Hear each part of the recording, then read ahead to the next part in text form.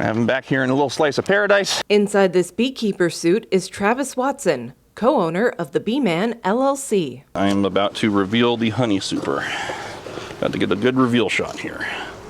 My grandpa started this a long time ago. He kind of did it as a hobby. He was always a beekeeper, and that kind of grew on its own. And then when it came time for him to retire, I had worked with him since I was 15, so I just kind of took over, and we've expanded it since then. We're basically stinging insect specialists, so anything with wings and a stinger, whatever it needs, we can usually do. He says that 75% of the business consists of exterminating yellow jackets, wasps, and bald-faced hornets in the Youngstown and Cleveland areas. The rest of the business deals with saving the honeybees and, of course, the honey. If someone gets like a swarm of honeybees, if I have room in my hives, I'll come collect the swarm. Otherwise, I start passing them around to other beekeepers in the Columbiana Mahoning County Beekeepers Association. Watson currently has 7 hives. 2 of them are here on his property in Canfield.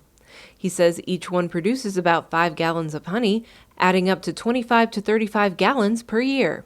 That honey is largely sold to his followers on Facebook. Basically, this is nectar from flowers. They put it in there and dehydrate it, and once its moisture content is low enough, they will cap it over. Watson says his and other local apiaries honey differs from some of the big store brands. A lot of normal store brands of honey are cut with corn syrup. So global honey consumption is much higher than global honey production. And a lot of those store brands, they just mix in, especially when you get them from foreign countries, they'll market it as honey, but it's half honey, half corn syrup.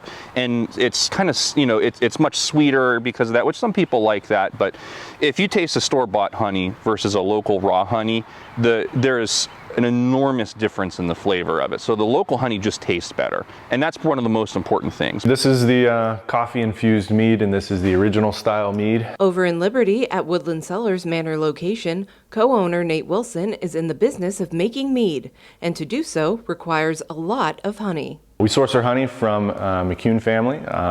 We get anywhere between, we're probably around 300 to 900 pounds of honey per trip. And we make those trips maybe 3 to 4 times a year. So we're pulling in a lot of honey.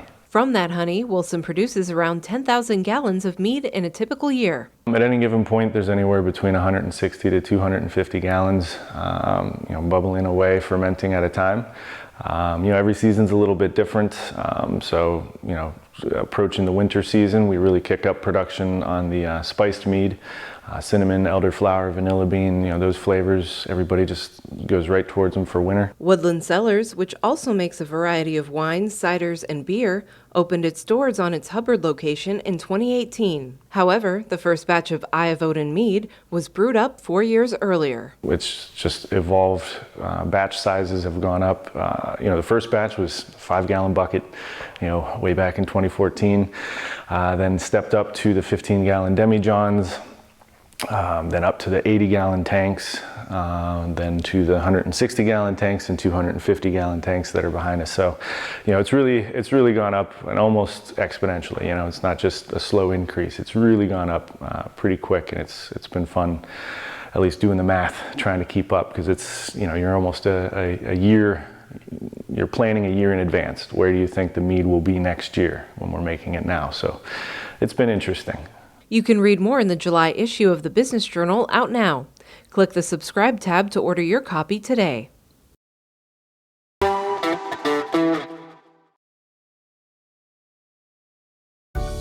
717 Credit Union. Savings power to give your business an extra boost. Business savings, certificates, and business money market. 717 Credit Union. Make your money work as hard as you do.